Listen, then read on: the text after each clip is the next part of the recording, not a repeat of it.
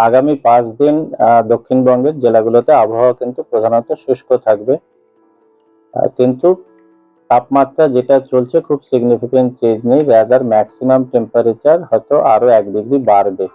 ফলে যেটা হচ্ছে যে ঠান্ডার যে অনুভূতি যেটা আমরা অনেকদিন ধরে পাচ্ছি না, সেটাই কিন্তু কন্টিনিউ করবে। দুদিন বাদেই 1 তারিখ, আমাদের 1 জানুয়ারি নববর্ষেও কিন্তু ক্রিসমাসের মতন কম ঠান্ডা থাকবে। গরম বলছি না, কিন্তু এই সময় যে ঠান্ডাটা থাকা দরকার সেটা কিন্তু থাকবে না 1 জানুয়ারি 2024 সালেও। ফলে দক্ষিণবঙ্গে আপাতত যে ওয়েদারটা যেটা থাকবে সেটা শীতকালে নর্মালি যেটা থাকার কথা তার থেকে বেশি গরম।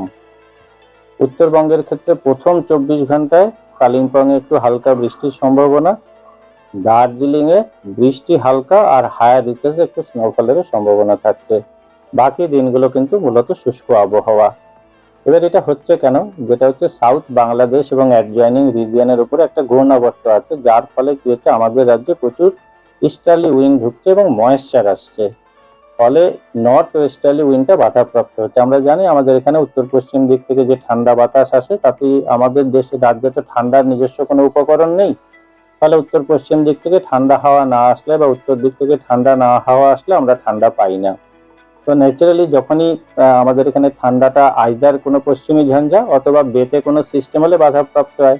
এখন যেটা আছে ওই কোস্ট ঘেঁষে বাংলাদেশে, সাউথ বাংলাদেশ মানে আমাদের কোস্ট ঘেঁষে একটা ঘূর্ণাবর্ত আছে, ফলে প্রচুর ময়েশ্চার আমাদের এখানে আসছে। দেখবেন একটু পরিশ্রম করলে এখনো কিন্তু দিনের বেলায় আপনার একটু হালকা ঘাম মতো হচ্ছে, তার কারণে হচ্ছে ময়েশ্চার বেশি থাকা মানে কিন্তু টেম্পারেচার বাড়বে।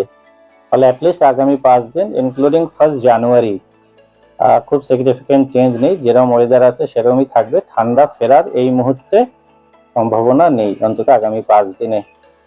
উত্তরবঙ্গের ক্ষেত্রে একই কথা প্রযোজ্য, শুধু প্রথম 24 ঘন্টা দার্জিলিং ও কালিম্পংয়ে হালকা বৃষ্টি আর দার্জিলিং এর হায়ার রিচেসে হালকা স্নোফল হতে পারে। এই মুহূর্তে কোথাও কোনো ওয়ার্নিং বা সতর্কবার্তা নেই।